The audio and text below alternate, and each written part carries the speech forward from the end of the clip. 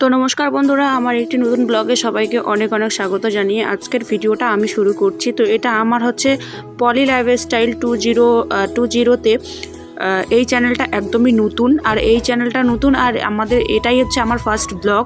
তো চলো পুরো ঘটনাটাই তোমাদের বলবো।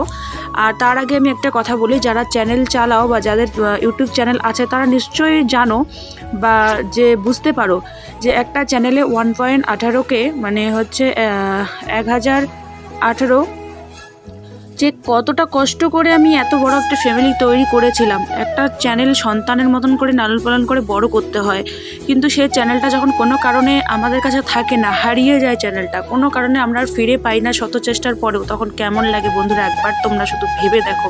তো সেরকমই আমার অবস্থা হয়েছে।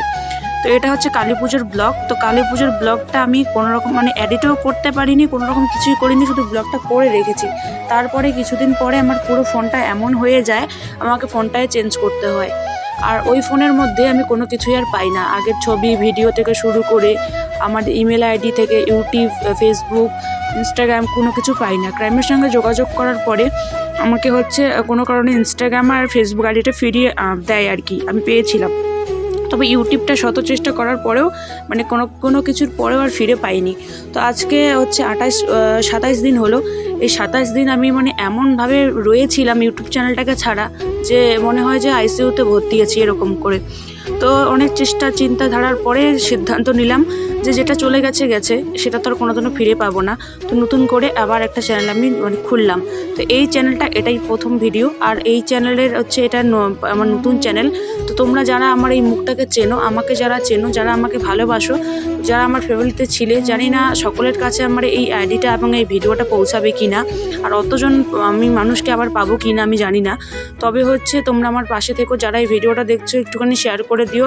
যারা আমার বন্ধু ছিল, যারা আমার পাশে ছিল, তাদের কাছে যাতে পৌঁছে যায় এইটাই কামনা, তোমাদের কাছে আমি অনুরোধ করছি আর কি। আর এদিকে হচ্ছে আমি আজকে বাড়ির কোনো ব্লগ তোমাদের সঙ্গে সেরকমভাবে শেয়ার করব না। কালী পুজোর ব্লগটাই আমি তোমাদের সঙ্গে শেয়ার করছি অনেক দিন পর, তোমরা একটুখানি দেখে নিও। আর কি বলবো, আর কোনো কিছু ভালোই লাগছে না কেন জানি না। আর এরকমভাবে একটা চ্যানেল যে আমার কাছ থেকে হারিয়ে যাবে, এটা আমি কোনোদিন ভাবতে পারিনি।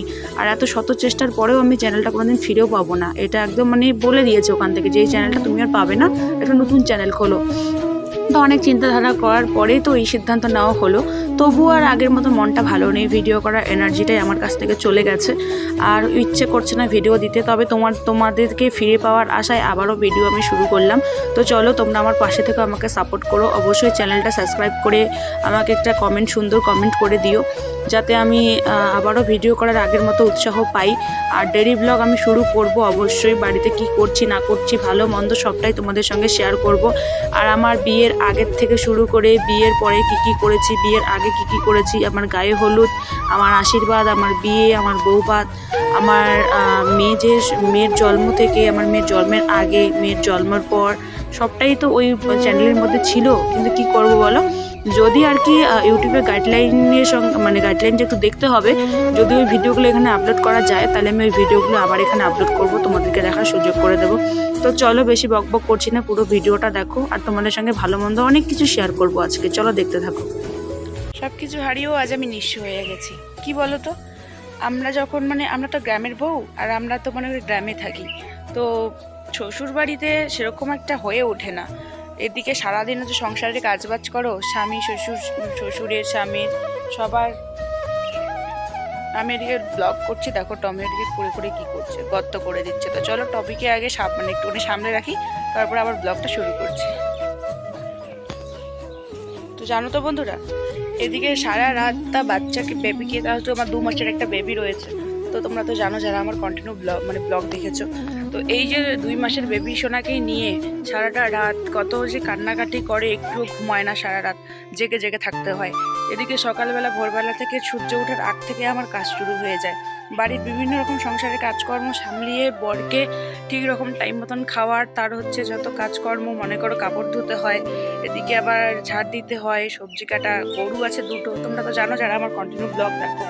তো এত কিছুর পরেও ব্লগ করা, ব্লগটা এডিট করা, তারপর তোমাদের টাইম মতো তোমাদের কাছে ব্লগটা পৌঁছে দেওয়া, এতগুলো কষ্ট আমার সত্যি জলে চলে গেল। তো চাই না, মানুষ বলে না যে ভেঙে পড়ো না, নাকি এরকমটাও হয় যে যখন গাছের পাতা ঝরিয়ে যায় তারা কিন্তু নতুন পাতা কিন্তু আবার হয় আর কি, বেরোয়। তো আমিও সেরকম বারবার ভেঙে পড়ছি, বারবার মানে ভেঙে পড়ার পরেও আবার উঠে দাঁড়াচ্ছি যে না, আমাকে বাঁচতে হবে, আমাকে চলতে হবে, দেখিয়ে দিতে হবে যে আমিও পারি, আমার দ্বারাও সম্ভব। তো এটা আমার ফার্স্ট ব্লগ। তো চলো, জানি না এই ব্লগটা কতজনের কাছে পৌঁছবে। আর এখন আমার সাবস্ক্রাইব সেরকমটা হয়নি, ওই 20 থেকে 23টা এরকম হবে। তো চলো, যারা যারা ভিডিওটা দেখছো একটু করে শেয়ার করে দাও। আর আমি অনুরোধ করছি আবারও যে সবাই আমার একটু করে পাশে থাকো, আমাকে সাপোর্ট করো। তো চলো, পুরো ব্লগটা দেখো। আজকে হয়তো সেরকম বাড়ির কাজকর্ম তোমাদের দেখাতে পারবো না, কিন্তু আগামীকাল থেকে অবশ্যই তোমাদের সঙ্গে সব কিছু শেয়ার করবো, এটা আমি তোমাদের কাছে প্রতিজ্ঞা করছি। আর কন্টিনিউ ব্লগ দেওয়ার আমি চেষ্টা করব। তো চলো, ভিডিওটা দেখতে থাকো বন্ধুরা। সেদিনের হয়তো তারিখটা বা বারটা আমার ঠিক মনে ছিল না, তবে হচ্ছে আমি গেছিলাম আমার ওই বাড়ি, মানে আমার বাপের বাড়ি। তারপরে আমার বুনু, আমার বাবা, আমার মা, আমার মেয়ে, আমার হাজব্যান্ড, তারপরে আমার ভাগিনা, আমরা সবাই মিলে চলে গেছিলাম ধূপগুড়িতে। তো ওই যে দেখো, বাবা প্রথমে গেল, তারপরে হচ্ছে আমার ভাগিনা, তারপরে বুনু, আর আমি মা পিছনে, আর আমার বরমশাই কিন্তু মেয়েকে নিয়ে চলে গেছে। তো আমাদের ধূপগুড়ি সবচেয়ে বিখ্যাত এবং হচ্ছে সবচেয়ে মানে যেটা ভালো মানে পুজো মণ্ডপ প্রত্যেক বছর আমার ভালো লাগে, সেটা হচ্ছে SDS ক্লাব। তো সেখানেই আমরা গেছিলাম, মানে সবগুলো ঠাকুর দেখেছিলাম। আগের মতো যদিও এবার অতগুলো প্যান্ডেল হয়নি, কেন জানি না, তবে হচ্ছে যতটা হয়েছে সুন্দর হয়েছে। তবে এটা কি ধাম যেন আমি দেখলাম, দেখে তোমাদেরকে অবশ্যই একবার বলার চেষ্টা, মানে দেখার চেষ্টা করব। তো পুরোটা একবার দেখে নাও, তোমরা হয়তো বুঝতে পারবে। তো এদিকে হচ্ছে সিঁড়ি, মানে একদম রোদ থেকে সিঁড়ি দিয়ে উঠতে হয় উপরে। তো রোদ, আমরা যখন গেছিলাম তখন ছিল দিনের বেলা, দিনের 11টার দিকে গেছিলাম, তাই হয়তো তোমাদেরকে একটুখানি ফাঁকায় ফাঁকায় শেয়ার করে দিচ্ছি। আর রোদের জন্য ক্যামেরাটা উল্টো দিকে, মানে সেরকমটা ঠিক আসছে না। আর যদি আমরা রাত্রেবেলা যেতাম তাহলে হয়তো এতটা ক্লিয়ার তোমাদেরকে দেখাতে পারতাম না। আর তারপরেও হচ্ছে ছোট বাচ্চা নিয়ে আর হয়ে ওঠে না, বুঝলে তো। তো এই কারণে হচ্ছে আমরা দিনের বেলায় গেছিলাম, কারণ হচ্ছে আমরা সেই দিনে আবার বাড়ি চলে আসব, মানে হচ্ছে আমার ষষ্ঠর বাড়িতে আমি চলে আসব। তো এর জন্যই আর কি আগের দিন সন্ধ্যা, মানে বিকালবেলায় গেছিলাম কালী পুজোর দিনে, মানে পুজো টুজো দেওয়ার, বাড়ির তো দেওয়া, সেদিন হচ্ছে আমার জেঠু শ্বশুরের শ্রাদ্ধ ছিল। তো জেঠু শ্বশুরের শ্রাদ্ধের সব কাজকর্ম সেরে পরের দিনে আমরা মানে 10টা 10:30 নাগাদ দিনের বেলা চলে গেছিলাম। গিয়েই হচ্ছে আমরা চলে গেছিলাম ধূপগুড়িতে গিয়েই আবার বাড়ি আসব। এই কারণে একটু তাড়াহুড়াটা বেশি ছিল। আর তার থেকেও একটা বড় কথা ছিল কি জানো তো, সবাই মিলে মানে এরকমভাবে কোথাও যাওয়া, ঘুরতে যাওয়া, মেলা বাজার অনুষ্ঠানে ঘোরাঘুরির একটা আনন্দ, একটা মজাটাই আলাদা। আর এখানে যেহেতু তোমরা আমার আগের যারা কন্টিনিউ মানে দেখেছো আমার ব্লগ, তারা তো অবশ্যই জানবে, আমি সবটাই শেয়ার করেছিলাম তোমাদের সাথে। আর যারা নতুন তারা হয়তো জানো না। তো তবে আমি সবার উদ্দেশ্যে বলছি, কারণ হচ্ছে আমার শ্বশুর বাড়িতে আমার তো সেরকম কেউ নেই। আমি, আমার মেয়ে, আর হচ্ছে আমার স্বামী। তো আর তো কেউ নেই, 3জনই। তো সেরকম না টুকটুক করে একা থাকা, কোথাও যাওয়া, এসব আর আমার মানে একদমই ভালো লাগে না, মানে মনটাই যেন টেকে না, কেন জানি না। তো তাই কারণে হচ্ছে ওখানে গেছিলাম, সবাই মিলে ঘুরতে গেছিলাম। খুব সুন্দরভাবে আমাদের সেদিনকে দিনটা কিন্তু কেটেছিল। ভেবেছিলাম পরের দিনেই ব্লগটা আপলোড করব পলিবাণী 2M চ্যানেলে, কিন্তু যাই হোক, কোনো কারণে আমার এরকম অবস্থা হয়ে যাবে। আমি জানি না, হয়তো এটাই আমার ভাগ্যে ছিল, তো কি করব আর। তো বুনু এদিকে ছবি তুলতে গিয়ে ভিডিও করেছে, আর আমি এটাই বুনুকে বলছিলাম যে ছবি তুলতে পারিস না, ভিডিও করতে চলে গেছিলি। যাই হোক, তো ওই মেয়ে কিন্তু ঘুমিয়েছিল, আর যখন একটুখানি উঠছিল, আবার কোনো দোকানে কোনো জায়গায়, আমার যেহেতু পরিচিত ওখানে প্রচুর, আর আমি ধূপগুড়িতে আগে কাজ করতাম, তো একটুখানি মানে আমার মামামকে খাইয়ে দিচ্ছি, আবার ঘুমোচ্ছে, আবার নিয়ে সবাই কোলে কোলে নিয়ে ঘুরছে। আর এদিকে দেখো, প্যান্ডেলটা ঠিক আমার জীবনের মতো, সামনেরটা ঝিকমিক আর পিছনেরটা বাসে ভরা, তাই না?